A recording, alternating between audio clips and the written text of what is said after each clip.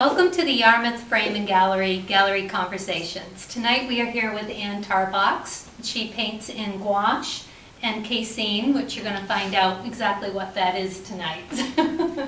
We get a lot of comments on her vegetables, and mostly just the translucence behind all of those skins.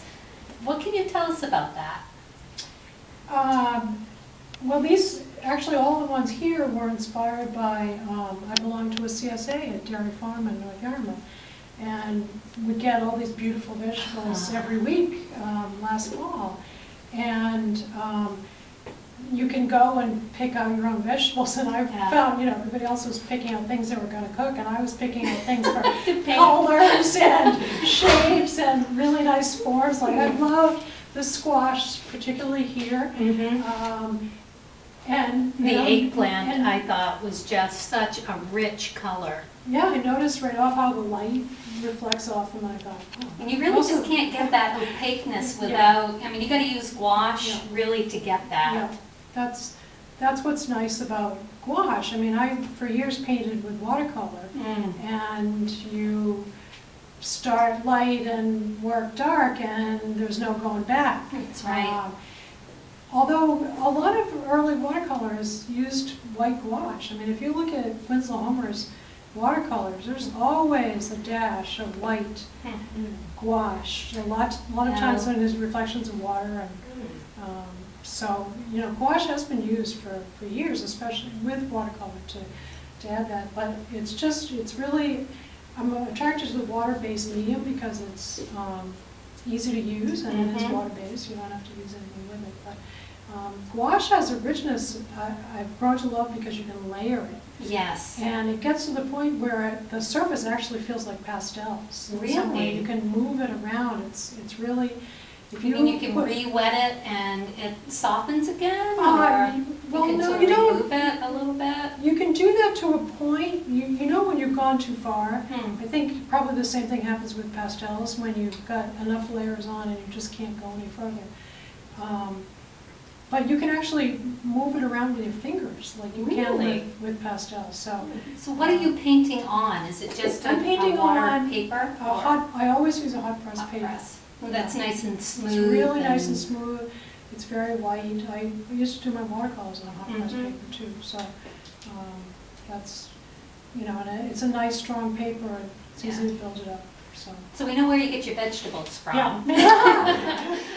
But tell us about the Bridge Street. Well, this is pretty interesting. This is Yarmouth. The Bridge Street project actually started with those crazy cigar box projects that were done at the Yarmouth Library. We're talking about a library show. The Yarmouth Library Arts Committee had a room full of cigar boxes, and a bunch of us took cigar boxes. And I have been interested because they are taking the dams, possibly taking the dams out in the Little River, and that's really going to change the look of the river a lot. So I decided in my cigar box that I wanted to do the river flowing through it, and so I had all these reference pictures and had done a lot of drawings of it, and so I figured, well, gee, I might as well just keep going with these. Exactly. And that's where these pictures came from. So this is behind the mill. That's behind down in the parking lot. Yep. Yeah. And that's on Mill Street. That's the Mill Street Bridge that goes Bridge Street. Bridge Street. Yes, Bridge Street. And this is just above. That's the other side of the bridge, looking up toward Route 1. So do you paint plein air the entire time, or do you do a photograph? Those were done in March. March. You can see it's kind of cold. The water is very cold, and so I took a lot of reference photos. And when the weather's good, I do sketch outside and start. Mostly I've become a studio painter. Okay. So, well, that's good. Where it's nice and warm. Where it's nice and warm. And you can rework it and rework it. So. Well, the other thing that Anne does is something called casein, which, as I am learning as a gallery owner, not a whole lot of people know about. So we're going to move over here, and Anne can tell us about what it is to paint with casein. Maybe stand right in here, and then we can get a yes. Well, casein is another paint that's used with water, which is why I was attracted to it. It's actually a really old medium. It was used, they think that casein may have been what was used in a lot of cave paintings. Wow, It was cave used by the paintings. Egyptians, and it's, casein is a milk protein. Milk. So that's where, you know how glues, like Elmer glue Yeah. is milk, and so casein is really I didn't know strong. Elmer's glue was milk. Well, it is. I learned something There's today. a cow on the bottle. Is there? There used to be. What that was Yeah.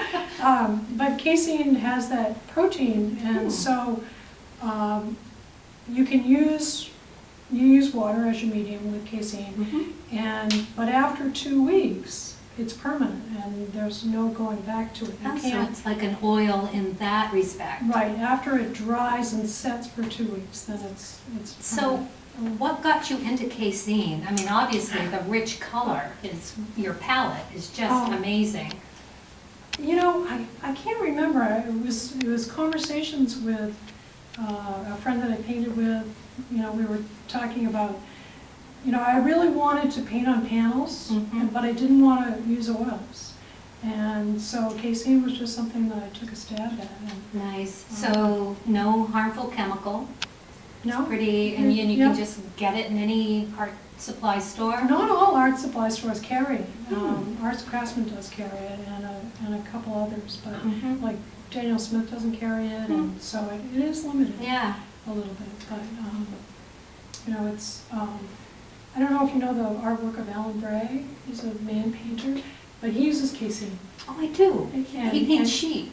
No, I think. no, he paints main landscapes that have become a little more abstract over Oh, the all years, right. but he uses a lot of detail and a lot of layering. I mean, that's the thing that they say about casein, is that you can layer and layer and layer it. So- Okay, so it's like a oil in that respect too, but you get a real Yeah. nice translucence that Yeah. you would need an additive to oil to achieve that, I Right. think. Right, Mm. yeah. And with caseins, I know a little bit. You want to tell us about your husband's flat bottom boat? Oh. Because this is really kind of funny Okay. that all the water That's scenes right, here. all the water scenes. My husband built, actually, it's a Rangeley boat, and it's a boat that's used, it was developed in Rangeley as a boat that a guide could take two, in the 1800s, could take two people, fishermen, usually they came out from New York or Yeah. Pennsylvania or whatever, and so they wanted a really stable boat. And that To take the greenhorns to out take in. the greenhorns in. Plus, the seats that they developed were circles Oh. that were smack in the middle of the boat, so that these fishermen could only sit in one place. And they always had to be in the middle of the boat because that Stabilize. kept the balance. Yeah. So anyway, we launched the boat last September, and the boat, which I hadn't really even thought about when we were doing it, is that it's really stable and it's Wow. great to draw in. And I can actually paint in the back of the boat while my Wow. husband's standing in the boat fly fishing. So it's a great team. That is nice. We've explored lots of different lakes and ponds that we've never been to before. Oh, it's because good quality, quiet time it together. is, it's great. Nice. Yeah, we went to Rangeley and we went all different kinds of places. And so that's where all of these water and shore paintings have come from, is being in the boat. So Time a out lot there. of times I'm looking from in the lake towards the shore. Yeah. So, that's where they come from, so. Very nice. Yeah. Well, thank you, Anne. You're welcome. And You're thank you welcome. for joining us.